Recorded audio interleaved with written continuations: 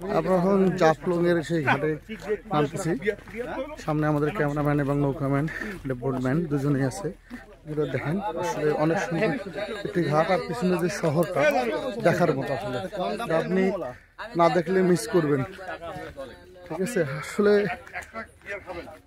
যারা ঘুরে তারা বুঝে আসলে ঘুরার মজাটা কই। আজকে আমাদের শ্রদ্ধা লিটন চাচা বলতেছে যে এখন বাড়ি লিগে নিয়ে আসতে হবে ঘোরার জন্য, এবং তিনি বলতেছেন যে আমরা চলেন 2 মাস পর একটা ট্যুর দিব।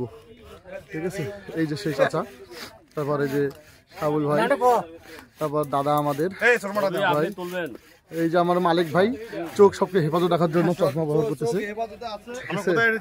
আমরা এখন হচ্ছে জাফলং ঘাটে নামতেছি।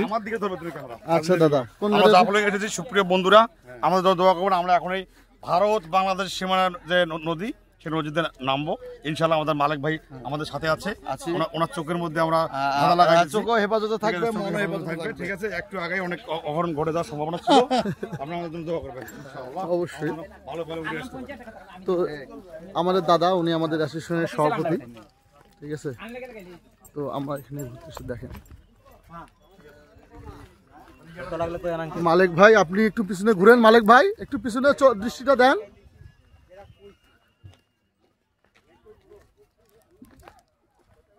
এবং ঘাটের পাশে বেশ কিছু দোকান আছে। এখানে আপনার বাচ্চাদের চকলেট, ইন্ডিয়ান চকলেট, ইন্ডিয়ান প্রসাধনী পাবেন এখানে। দোকানগুলো সুন্দর সুন্দর ছোট ছোট দোকান।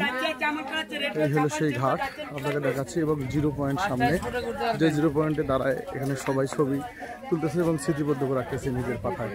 আপনিও আসবেন, আপনার ছবি স্মৃতির পাতায় লিপিবদ্ধ করে রাখবেন। এই হলো জাফলং 0 পয়েন্ট।